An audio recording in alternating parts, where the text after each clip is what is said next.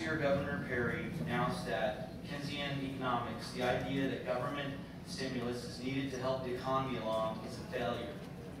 Then he returned to Texas and announced the $21 million incentive to bring Apple here. This is the type of hypocrisy that we have to deal with in Texas. Government incentives have become a hot-button issue in Texas. And as this issue grows, it is up to Apple to decide which side of the narrative they want to be on. Billion-dollar company invests in Austin, or billion-dollar company takes $20 million handout while Texas slashes education and social services. The well-known fact of the matter is Apple has a $90 billion cash surplus. Apple doesn't need a dime to expand its operations here. Texas has already slashed programs and is facing more tough times next legislative session. There's the Bastrop recovery effort, the women's health program, and the state emergency services all need funding. And there's a very real possibility that some of these slush funds, the Emerging Technology Fund, may be liquidated this session because of the growing pressure on these programs. If this deal goes through, when the protests at the Capitol are going on, and they will be, and we're down there looking for $1 million here and $1 million there, we will remember Apple. When elderly or children's services are cut, we will remember Apple. When more social services are cut down at the legislature, we will remember Apple. Again, the question is, what side of the narrative does Apple want to be on?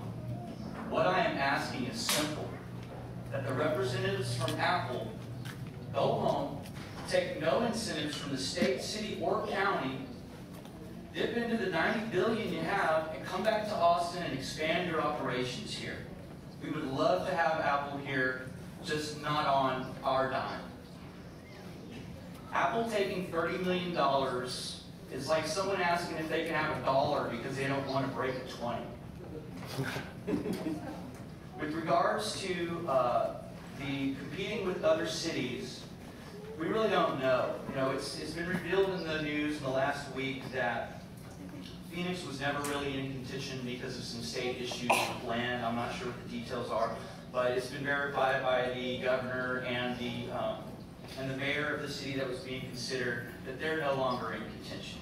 So this competitive selection process that keeps getting thrown out seems to ring a bell. Seems very familiar in my mind. And it would be really nice if Apple would just come out and say, look, here's who's bidding against, so we can know if this is really a valid competition, or if they just want to come here anyway because we have South by Southwest, most innovative technology hub in the Southwest, the Silicon Hills. We have everything to offer Apple without giving them any money. And it would be really unfortunate if, as in the case of Formula One, the entire site the site competition was a fraud. That would be really unfortunate to find out after the fact.